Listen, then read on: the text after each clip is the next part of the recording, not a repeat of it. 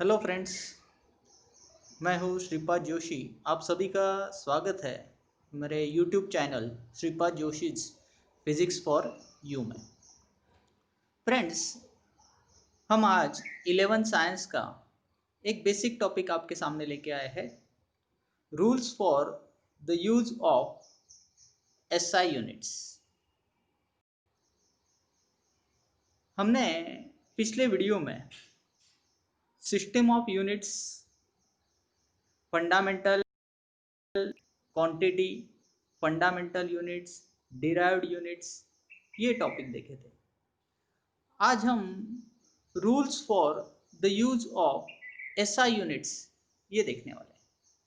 SI system of international the units, ये लिखने के रूल्स है कि जब भी आप एसआई सिस्टम यूज करोगे तो यूनिट्स लिखते वक्त आपने क्या प्रिकॉशंस लेनी चाहिए, इसके बारे में ये रूल्स है। चलो तो देखते हैं रूल्स क्या है।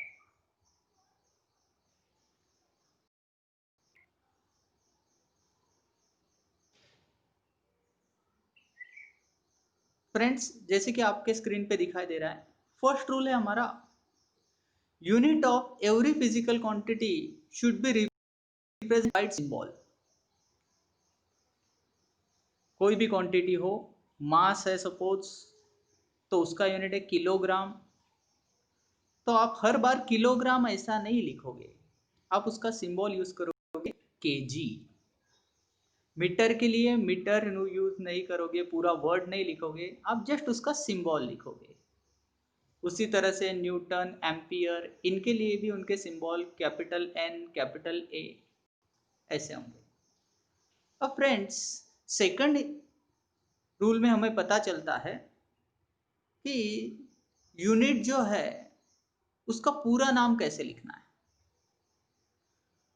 तो पूरा नाम अगर आपको लिखना है यूनिट का, तो सारे के सारे लेटर्स ये स्मॉल लेटर्स होने चाहिए।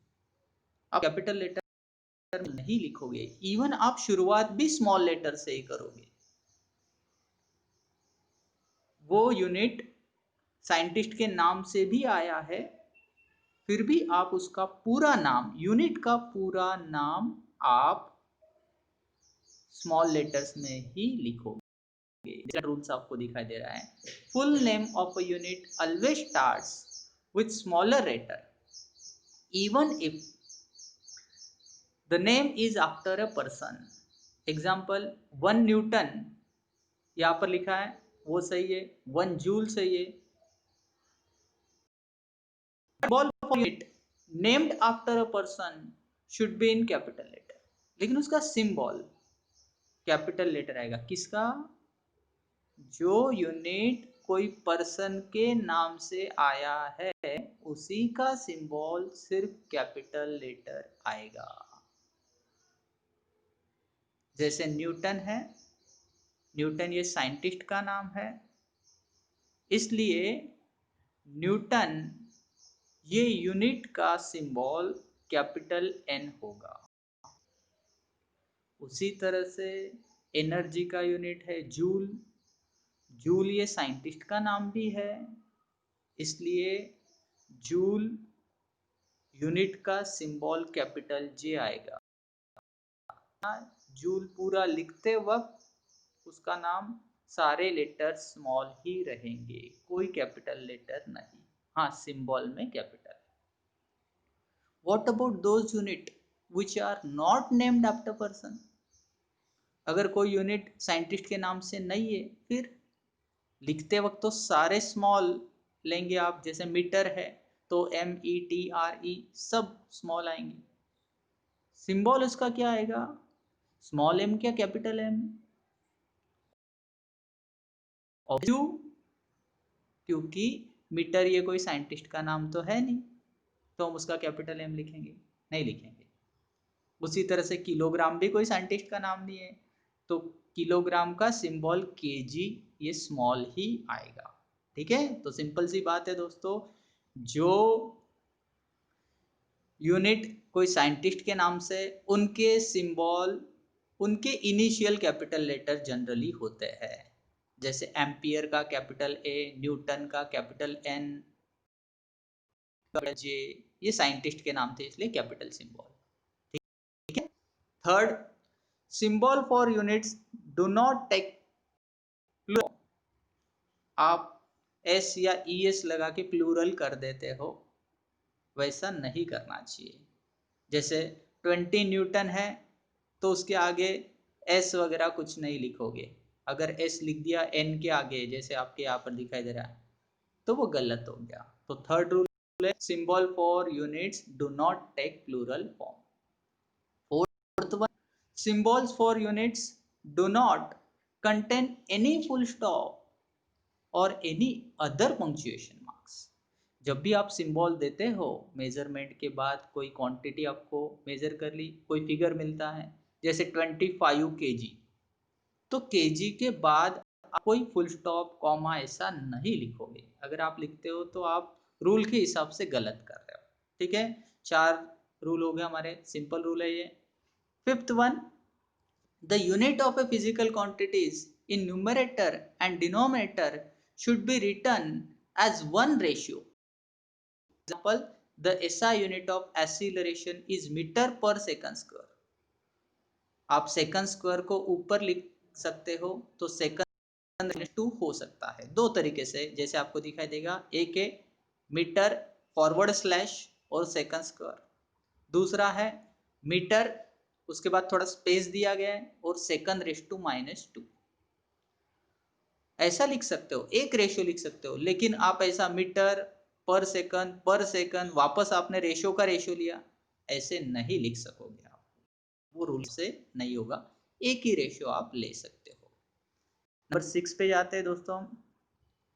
Use of combination of units and symbols for unit is avoided. किसका कॉम्बिनेशन? कि आपने यूनिट का नाम ले लिया और उसके साथ सिंबल ले लिया, ऐसा नहीं चलेगा। आप सिंबल के साथ सिंबल ही लो।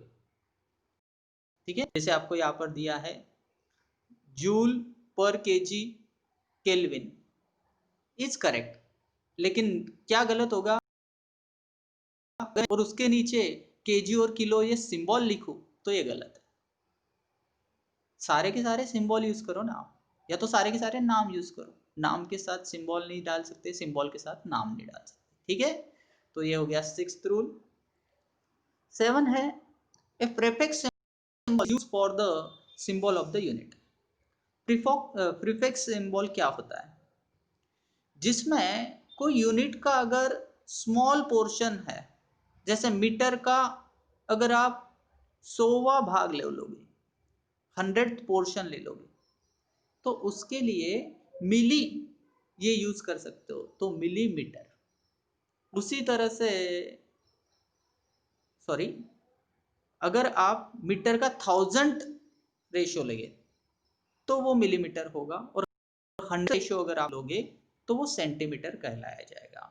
उसी तरह से और भी आप छोटे रेशियो ले सकते हो, जिसको हम सीधा सीधा बोलेंगे कि कोई मीटर है, उसको हमने 1000 टुकड़ों में डिवाइड कर दिया, जो 1000 पोर्शन छोटा सा मिलेगा उसको कहा जाता है मिलीमीटर। वही किसी ने मीटर को 1000 में न डिवाइड करते हुए 100 में डिवाइड किया, उसके छोटे छोटे एक मीटर के 100 हिस्से कर दिए, तो वो जो एक हिस्सा होगा वो सेंटीमीटर कहलाया जाएगा। उससे ज़्यादा भी आप टुकड़े उसके कर सकते हो। उसी तरह से मीटर से बड़े यूनिट भी अवेलेबल है, जैसे किलोमीटर। 1 किलो का मतलब होता है 10⁻³ या 1000। तो ऐसे प्रेफिक्स यूज कर सकते हो, वो डिटेल्स में क्या है वो भी हम देख लेते हैं, क्या प्रेफिक्स किसके लिए यूज होता है। ये देखिए दोस्तों, 1 मिली, मिली का मतलब होता है आपने छोटे छोटे टुकड़े किए हैं, 1000 टुकड़े किए हैं। 1000 टुकड़ों का मतलब होता है 10⁻³ उसके बाद आपके लिए है माइक्रो सेकंड, म्यू सेकंड बोले तो माइक्रो सेकंड। माइक्रो ये प्रीफिक्स 10⁻⁻6 रिप्रेजेंट। उसी तरह से नैनो सेकंड अगर है तो 10⁻⁹ है, लेकिन इसके साथ आप डबल प्रीफिक्स नहीं यूज कर सकते हो, सर 10⁻⁹ है तो मैं उसको मिली सेकंड और माइक्रो सेकंड ऐसे साथ साथ लिखूँ तो नहीं। मिली 10⁻⁻3, माइक्रो 10⁻⁻6, ये 2 बार लिखने की ज़रूरत नहीं है। आप डायरेक्ट ले लो, -3 और -6 -9 हो गया, तो वो उसके लिए आप बोल सकते हो नैनो सेकंड। ठीक है,